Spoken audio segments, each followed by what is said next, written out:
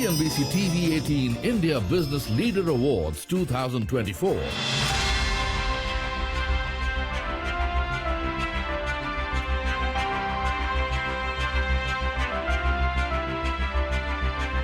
Our next category, the Young Turks Startup of the Year. Priyanka and Harshil Salot, the co-founders of the Sleep Company.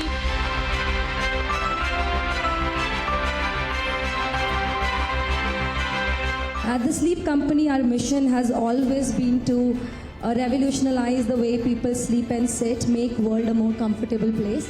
Our next category is the Breakout Brand of the Year. Requesting Minu Margeret, founder and CEO of BlissClub, to join us on stage.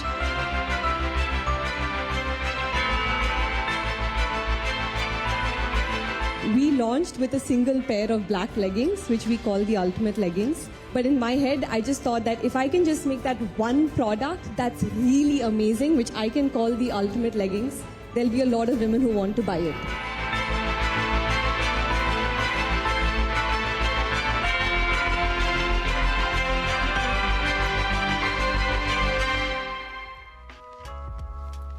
Hello and welcome to this very special edition of Young Turks, India's longest-running show on startups and entrepreneurship. I'm Shereen Bhan. Tonight, we celebrate innovation, resilience, and the bold vision of India's brightest entrepreneurs. We spotlight two startups that have truly redefined their industries with a powerful combination of technology, design, and customer-first thinking.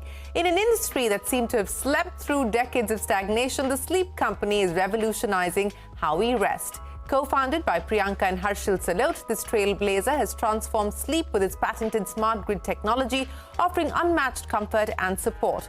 In just 4 years, the Sleep Company has reached an impressive ARR of 500 crore rupees, with over 2 lakh customers benefiting from its innovative products. With a rapidly expanding presence across 100-plus stores in 30 cities and a foray into international markets, the brand is a disruptor. The Sleep Company is 2024's Young Turk Startup of the Year. On to BlissClub. Founded in 2019 by Minu Margeret, it's reshaping India's activewear landscape with a vision to spread happiness through movement. BlissClub's focus on creating comfortable, versatile and culturally relevant apparel for Indian women has led to explosive growth, achieving an ARR of 100 crore rupees in just 3 years. And with a rapidly expanding community, BlissClub has disrupted the activewear market with products designed for real-life wear, not just for the gym. Their dedication to inclusivity and comfort has earned them the recognition as the Breakout Brand of the Year for 2024. Now, these startups are not just building businesses, they're shaping the future. Joining me now to talk about their journeys and lessons along the way are Harshil Salot, the co-founder of the Sleep Company, and Minu Margeret, the founder and CEO of BlissClub. Minu and Harshil, many thanks for joining us here on this special edition of Young Turks. And from all of us here, congratulations once again. Harshil, I'm going to start by talking to you about the journey the Sleep Company has had so far. You know, they often say that some of the most successful companies in the world were founded by people who encountered a problem that they wanted to solve. And that's exactly the genesis of the Sleep Company. So from your start in 2019, Harshil, to where you find yourself today, run me through the big milestones. Shireen, so, we started because of a personal problem that we were facing, with my wife when we were expecting our first child, Ayan. And she was absolutely finding it very, very difficult to sleep like most pregnant women do. And we, at that point of time, tried different products, and we realized that there was a huge gap in the industry and the product quality was not up to the mark. There were not too many shops where you could get a good experience, where you could get educated about the right product. And hence, we kind of took it to ourselves to really come up with a disruption. It took us about 1.5 years of very, very intense research before we could launch this disruptive technology, which we call the smart grid. It's our own patented technology, which we believe is the biggest disruption in comfort science. It's the only material which can be both soft and firm at the same time and can ensure that it can adapt to different body parts and give you amazing comfort, but at the same time, it can give you amazing spine support as well. So, it's been 5 years. We started as a digital-first brand. We really focused on educating the customers about the benefits of this technology. In the first 2 years, the idea was to get the product right. We took a lot of feedback from different customers, and we made a lot of changes to the product to get it right. And then, we realized over a period of 1.5 to 2 years that the product market fit was very, very firmly established. Most of the people or consumers who were trying it were saying it's the best cure to insomnia. They were saying that they had back pain issues, which kind of went away. And that's the time when we realized that we really need to be a brand which is disrupting. And that's the time when we started our omni-channel journey. So we opened our first store in June of 2022. And since then, we have opened a store every 5 days in the country. Today, we have more than 127 stores across 35 cities, where we continue to disrupt, where we continue to educate our customers and give them amazing experience of our technology and guide them on why these are the best products for them. Well, it's been quite a journey over the last 5 years, hasn't it? From digital to now an expanding online and offline presence. And I will get to the path to profitability for you in just a second, Harshil. But let me bring Minu into the conversation. Minu, congratulations to you as well. I want to start by asking you, like Harshil and Priyanka, was there a personal sort of trigger that led you to found BlissClub? What was it really about when you got started? No, firstly, thank you so much. It's really an honor to win this award and really appreciate this recognition.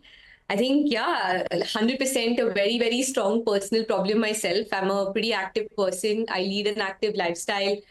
Would always struggle to find great, comfortable, technical clothes that just you can be in, right? Most brands that offer clothes in India either are fast fashion brands that are not thinking about quality or, building for the athlete, which means they may be super technical, but they're not comfortable as well. But for the folks who are really thinking of activity as a lifestyle, I feel like there was such a large gap and I would never find clothes here. A lot of times I'm traveling abroad and I'm picking up, products in the US made in India, Sri Lanka, Bangladesh. It made no sense. And, was really, really excited by the fact that, comfort is a large space that apparel has not evolved to.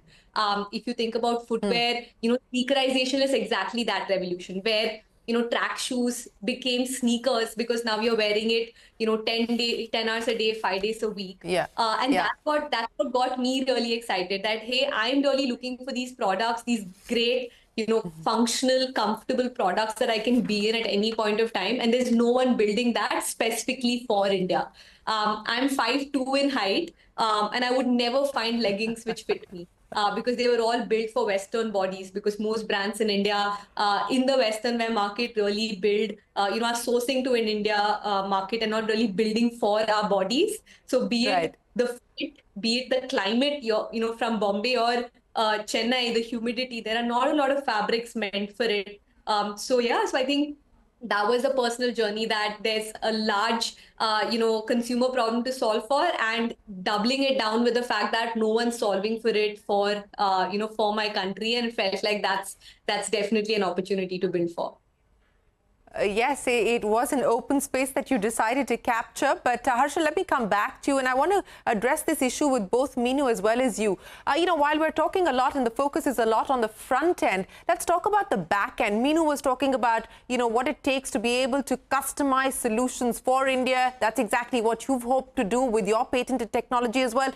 Fixing the back end, getting the back end right. Take me through the pieces that you focused on there, what you prioritized, how important that journey is, getting the supply chain in place. Take me through that, which very few people actually focus on or talk about. Shereen, and that's a great question. And for us, our entire supply chain is kind of the backbone of the entire organization. So since day one, we've been on SAP as our ERP system, and we have our own manufacturing. So we are both forward as well as backward integrated completely. So we have 2 manufacturing facilities employing more than 300 people where we make our own products. We also have 2 other warehouses, and we use a lot of tech to kind of forecast demand and also ensure that we service them in the right way. So we have an on-time delivery rate of more than 99%. And we are able to send most products to customers within a period of 3 to 4 working days across the country through our factories and through our warehousing network.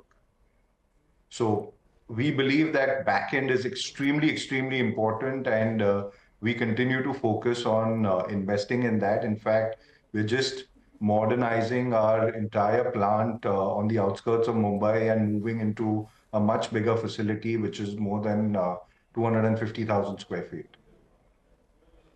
Well, what is the capex likely in the year coming up, Harshil, on account of the expansion that you foresee? Yeah, so Shireen, we've been, very lean in terms of our back-end capex. So I think the new plant would cost us about 15 to 20 crores of investment that we have to Okay. Minu, the same question to you. You talked about how you would see these brands where the manufacturing had actually taken place in India or Bangladesh or Vietnam. As you looked at starting BlissClub, the thoughts on setting up the back end, manufacturing, where you were sourcing your fabrics, etc., from the pieces of that puzzle and how they came together, and what was the biggest challenge there? No, I think also a very pertinent question for us, because unlike other brands in the apparel category, we build and we engineer clothes, right? So be it engineering the fabric or the fit, it's very different from normal apparel brands where you're really taking, you're taking existing fabrics and then fitting it into the clothes. For us, our garments are very close to body. It needs to withstand a high amount of friction. It also needs to be comfortable for 10 hours a day, which means that engineering the right fabric as well as fit is a large part of why we're able to build extremely differentiated products. And for us, Shireen, the backend is not just manufacturing, it's also the internal team in terms of design, in terms of sourcing, in terms of quality. And this is a first challenge that we have faced, and I have faced personally as well, right? Unfortunately, firstly, there aren't a lot of technical brands in India, definitely no homegrown brands.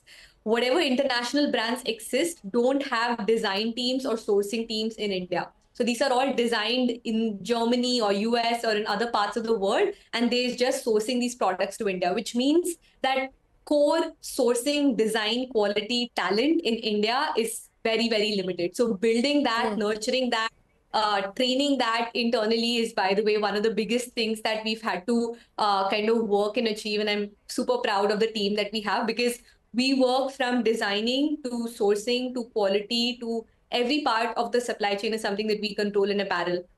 Secondly, coming to go ahead. Yeah, so coming to the back end in terms of manufacturing, right? Given that these fabrics are really technical, it means that we don't have, we can't just go source it from anywhere. We have to engineer bottoms up these fabrics, which means that finding the right partner which can work with us at scale, being able to work closely with them through innovation and technology, something that we've had to kind of build over a period of time. So I think across from fabric to finished good manufacturing to internal talent, being able to grow all of that over the last 4 years is something that we have personally invested a lot in. Let's now talk about how hard it was to get funding on board. And Harshil, I'll start by asking you, you've got marquee names like Premji Invest, Fireside Ventures, Ulterior Capital on the cap table for you. But when you decided that this is what you wanted to do, and it is a fragmented market, it's a disorganized market as well, finding the right partners, finding the funding, how hard and challenging was that? And what about the hunt for fresh funds from here?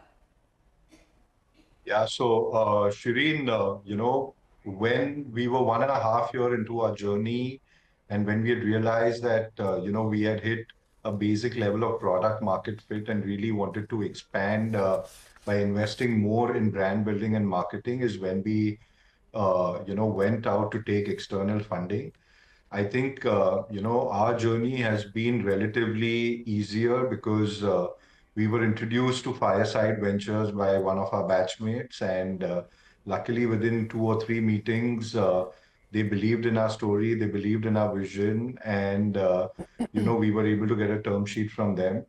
And that they introduced us to Premji Invest, and we really loved their way of working and ensuring that they have a very, very long duration of holding, and that's what excited us. And luckily, all the fundraisers for us have gone very smoothly without having to have a banker in the middle. And we just have two investors on our cap table, and they continue to believe in our vision. And we have also we credit them for pushing us in the right directions and adding a lot of value at the board level to help us reach where we are. So are you looking at raising more at this point in time, given the expansion plans that you have? Yeah, Shereen, so I think by the first quarter of next year, we will look at raising another round. We really want to do that to expand our distribution network. We have about 127 stores now, and in the next 2 to 3 years, we foresee that we will have anywhere between 350 to 400 stores. So I think by the first quarter of next year is when we will look to raise another round. Okay, first quarter of next year, likely to raise more. Minu, let me put that same question to you. You've, of course, got people like Elevation on the cap table and a whole bunch of angels from Sri Harsha Majeti to Ghazal Alag to Neeraj Arora, Kunal Shah, and many more. What was that journey like, getting people to believe in the vision that you had for BlissClub? And more importantly, now as you look at expansion, looking to raise more funds, and what is the expansion pipeline looking like? Yeah, no, I think it's been an incredible journey in terms of, finding and having the right partners. So we had Elevation who came in at seed round. This is when we had one product, one SKU in one color. And we were showing some really good early traction. I think coming in that early, believing in the vision, believing in the fact that, hey, casualization of activewear is a big trend that we back up. Is something that they did quite early on in our journey. We then had 8 Roads come in, and Shweta from 8 Roads, who kind of believed in the problem statement that women had, and kind of came in at our Series A round. And I think both we've been very lucky to have great partners who believe in us, who believe in our vision, and believe that this is really a category that will disrupt apparel to a large extent. I think for me, the angel investors has been great in terms of having a chain reaction. I remember having the conversation with Neeraj was the first, and then he just helped connect me to other people. And each one of those angel investors have actually helped us so much in terms of just being a sounding board on a lot of things that they have probably gone through before us. In terms of thinking about fundraise, I think in the next 6 months, 6 to 12 months, it is something that we will think about. I think for us, one is expanding, product and category. It's something that we want to invest in. Offline also is a channel that is early for us, but showing good signs intrinsically, and hence scaling that up will be another reason we look at to raise. Well, so fundraising on the cards for Minu as well at BlissClub. But Minu, I wanted your take on data that we've contended with for many, many years, and it continues to not look that great. In fact, the CXXO State of Female Entrepreneurship report is out just today, the report that Kalari Capital and Manikola put together. And only 16% of all capital raised is allocated to startups with women co-founders. So, Minu, I want to understand from you. You've, of course, managed to get funding, but, what was that like? Was it harder? Do you believe it was harder for you to be able to get the required funds on board, considering that it was a woman-led venture?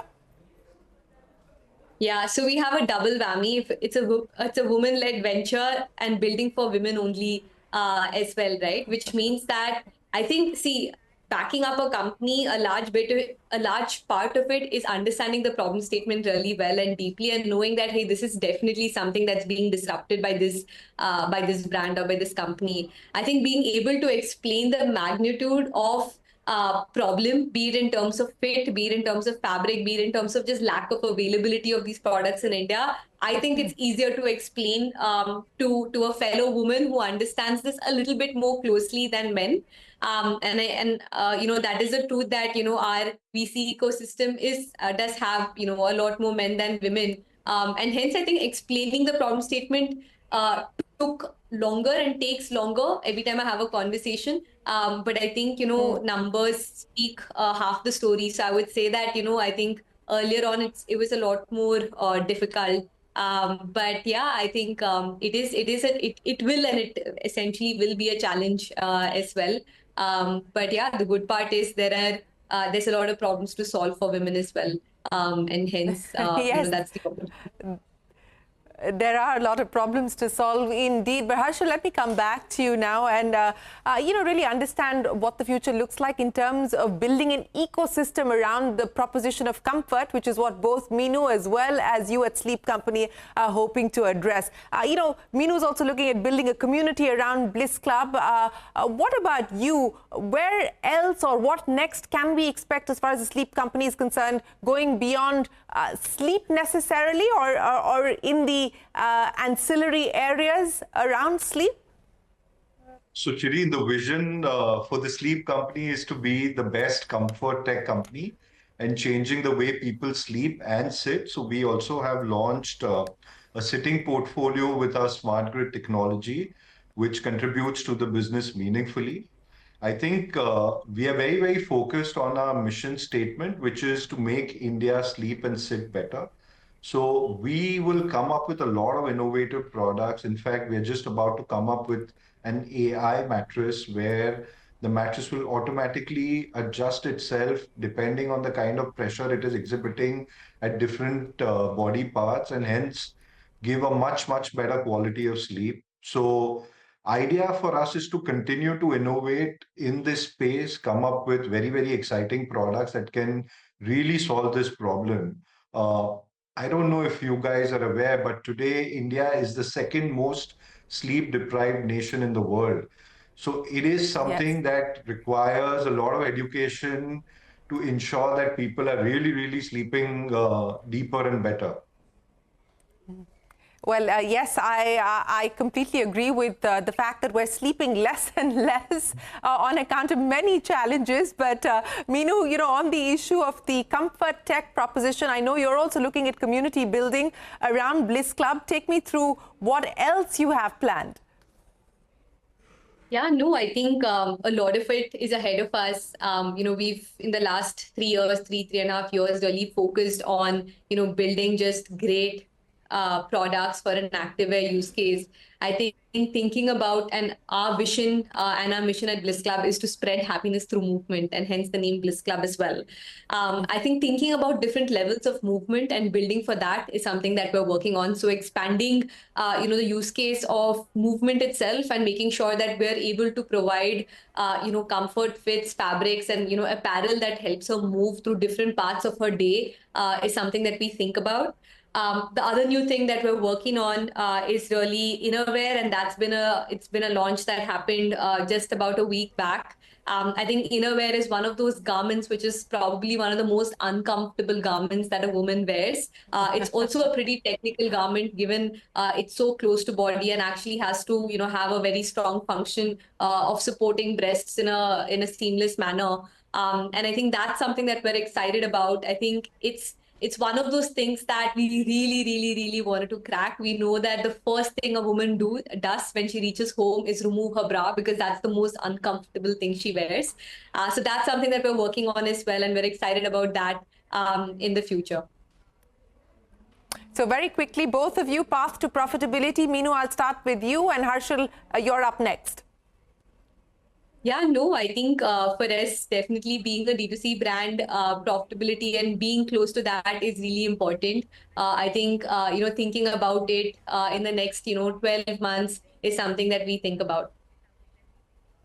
Okay, the next 12 months, hopefully to profitability as far as Bliss Club is concerned. Harshil, what about you at Sleep Company? Shireen, we've been very, very mindful of our unit economics, and we've been working on the path to profitability for more than 18 months now. And it looks like that we should be breaking even next quarter, and then taking it even further ahead next year. Okay, break even next quarter and profitability in the coming year. Harshil Salot and Minu Margeret, appreciate you joining us here on Young Turks. We wish the two of you and your teams the very best of luck and look forward to the exciting developments that you're working on. Many thanks for joining us here on this special edition of Young Turks. That's it then. Those were the winners of the Startup Awards at the India Business Leader Awards here on Young Turks. From all of us here on the team, goodbye. Many thanks for watching.